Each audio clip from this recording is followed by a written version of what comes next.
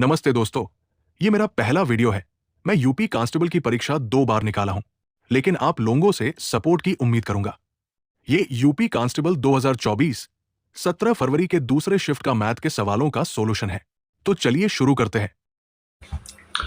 यदि वंदन 20 किलोमीटर प्रति घंटा गति से दौड़ता है तो उसे 500 मीटर की दूरी तय करने में कितने मिनट लगेंगे?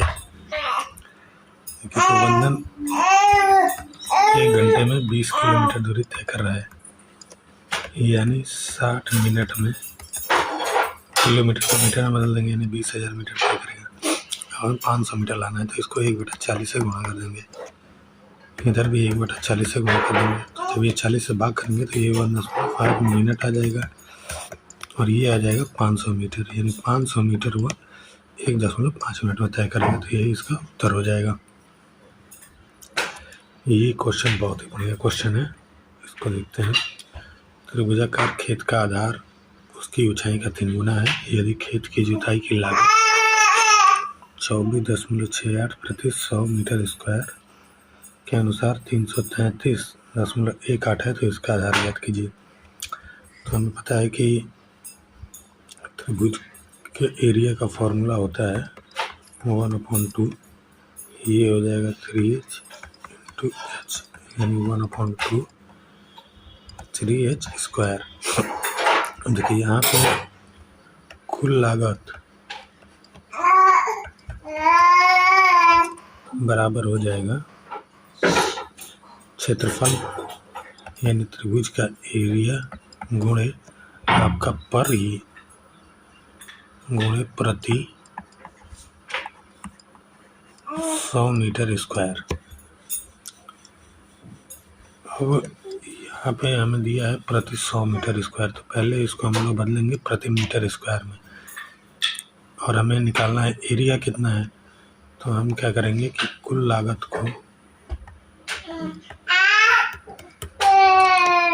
बटा प्रति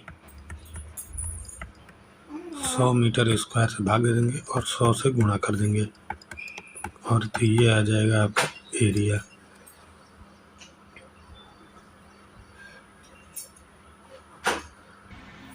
अब इसमें सारी वैल्यू रख देंगे।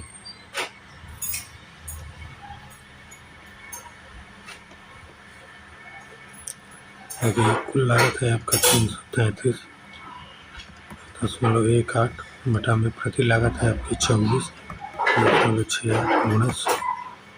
जब इसको सॉल्व करेंगे तो ये आ रहा है 1350 मीटर स्क्वायर। अब 1350 मीटर स्क्वायर यहाँ पे त्रिभुज के क्षेत्रफल के बराबर है। जब इसको काटेंगे तो ये आएगा आपका 450 और ये गुणा कर देंगे, यानी कि h स्क्वायर बराबर आ जाएगा आपका 900, यानी h बराबर आ गया 30। यह ऊंचाई हमसे पूछा है, इसके आधार ज्ञात कीजिए। तो आधार क्या है? 3h है, तो 3 गुणे 30 बराबर क्या हो जाएगा? 90 मीटर। यही उसका उत्तर हो जाएगा। ये देखिए, ये समांतर श्रेणी का प्रश्न है। अनुक्रम 14, 10, 6, 2 का 14वां पद ज्ञात कीजिए। तो nवां पद का फॉर्मूला होता है Tn बराबर 8 + n-1 इंटू डी। अब यहाँ पे हमें T14 ज्ञात करना है, जिसमें a बराबर दे दिया है 14 पहला पद, d बराबर होता है दूसरा पद माइनस पहला पद, और n बराबर हो गया आपका 14। सारी वैल्यू पुट कर देंगे, ये हो जाएगा 14 + 14 - 1, यहाँ पे d बराबर -4 है, तो ये हो जाएगा -4। तो ये हो जाएगा 14 - 52, यानी ये आ जाएगा आपका -38। ये आपका उत्तर हो जाएगा। तो ये भी क्वेश्चन आपका बहुत बढ़िया है। P, Q और R प्रत्येक 20,000 का निवेश करके एक व्यवसाय शुरू करते हैं। 5 महीने के बाद P 5,000 रुपये निकाल लेता है, Q 4,000 निकाल लेता है और R 6,000 का अतिरिक्त निवेश करता है। वर्ष के अंत में कुल लाभ 34,950 दर्ज किए गए। P का हिस्सा ज्ञात करिए। देखिए सब लोग शुरू करेंगे। ये हुआ P, ये Q और ये R। 20,000 5 महीने लगातार दिया है, प्लस इसके बाद 5000 निकाल लिया, यानी 15 महीना 7 महीने, यानी 15,000 रुपये अगले 7 महीने तक निवेश करेगा। फिर ये हुआ 20,000 क्यू का, ये भी सेम जमा किया है, लेकिन ये 4,000 रुपये निकाले, यानी 16,000 बचा है। अब आर क्या किया है कि ये भी 20,000 उतना ही जमा किया है 5 महीने के लिए, लेकिन ये 6,000 रुपये बढ़ा देता है अपना, तो ये हो जाएगा आपका 26,000। अब देखिए जब इसको गुणा करके जोड़ेंगे तो ये आ जाएगा 2,05,000, इसको जोड़ेंगे तो 2,12,000, और इसको जोड़ेंगे तो 282 आ जाएगा। सबको जोड़ देंगे तो ये हो जाएगा 5 4 9 8 1 9 और 3 9 6, 6,99,000 आ गया। अब हमें पी का हिस्सा ज्ञात करना है, तो कुल लाभ 34,950 है, इसको 6,990 और पी का हिस्सा है 205, ये 3 0 से 3 0 कट गया, और इसको इससे काट देंगे तो ये आ जाएगा आपका 5 बार।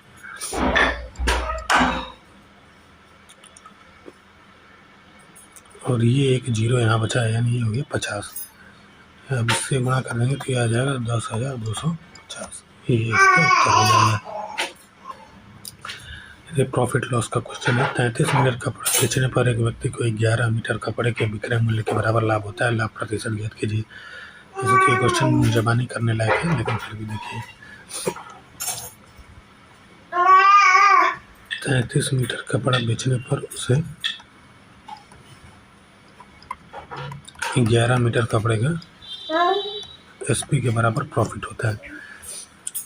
तो इसको जब इधर करेंगे तो ये हो जाएगा 22 एसपी बराबर 33 सीपी, ये हो जाएगा SP upon CP is equal to 33/22। तो यहाँ से प्रॉफिट हो जाएगा आपका 11 और सीपी हो गया आपका 22। तो प्रॉफिट परसेंटेज इक्वल टू हो जाएगा आपका 11/22 गुणा 100, यानी कि 50%। ये इसका सही उत्तर हो जाएगा कि एक निश्चित दर पर रखा गया था, यदि से 2% अधिक कर दे रखा जाता तो 420 रुपये अधिक मिलते हैं। तो 3 गुणे दे बराबर कुल 6% अधिक मिलता। 6% की वैल्यू दे दी है 420, तो 100% की कितनी हो जाएगी? ये हो जाएगी 7,000। बस यही आपका उत्तर हो जाएगा। 11 परिणामों का औसत 50 है, यदि पहले 6 परिणामों का औसत 51 और अंतिम 6 का औसत 59 हो तो छठा परिणाम ज्ञात कीजिए।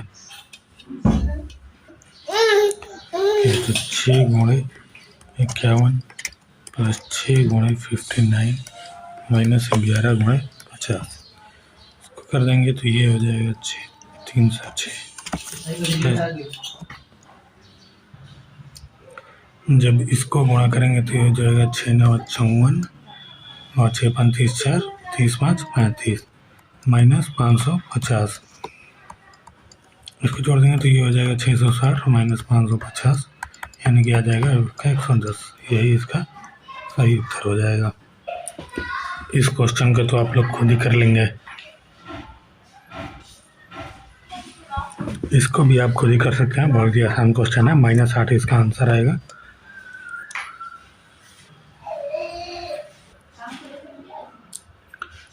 दीपेश और तुषार अलग अलग कार्य करते हुए एक कार्य को क्रमशः 9 और 12 दिनों में पूरा कर सकते हैं। दीप्तेश से प्रारंभ करके यदि वे बारी बारी से एक एक दिन कार्य करते हैं तो कार्य कितने दिनों में पूरा हो जाएगा? तो दीप्तेश और तुषार, दीप्तेश 9 दिन में कर रहा है, तुषार 12 दिन में, एलसीएम हो जाएगा इनका 36।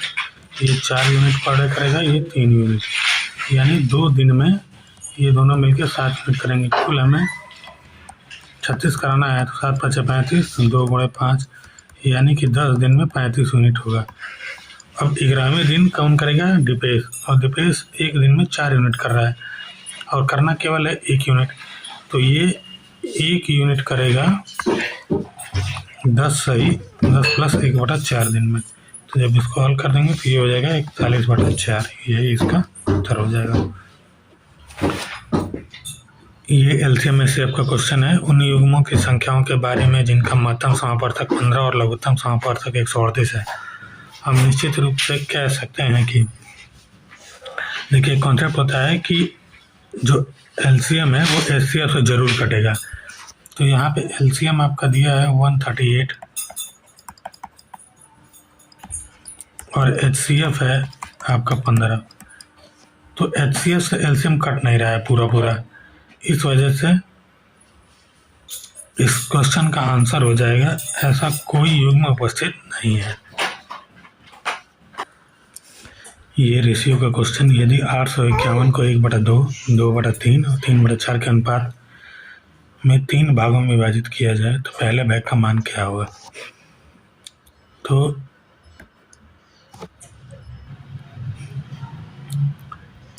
1/2, 2/3 और 3/4 एलसीएम ले लेंगे तो ये हो जाएगा 12, ये हो जाएगा 6, ये हो जाएगा 8 और ये हो जाएगा 9। यही अनुपात हो जाएगा, 6 संबंध है, 8 संबंध है, 9 जोड़ देंगे सबको, ये हो जाएगा आपका 23। तो 851/23 गुणे 6, जब इसको काटेंगे तो ये जाएगा आपका 23 × 69, 23 × 37 बार और ये आ जाएगा 222 के बराबर। ये आपका उत्तर हो जाएगा। ये क्वेश्चन देखिए, एक आदमी 5 पुत्रों, 4 पुत्रियों और 2 भतीजों के बीच रुपये 12,900 बांटता है। यदि प्रत्येक पुत्री को प्रत्येक भतीजे को प्राप्त राशि का 4 गुना और प्रत्येक पुत्र को प्रत्येक भतीजे को प्राप्त राशि का 5 गुना राशि मिलती है तो प्रत्येक पुत्री को कितनी राशि मिलेगी।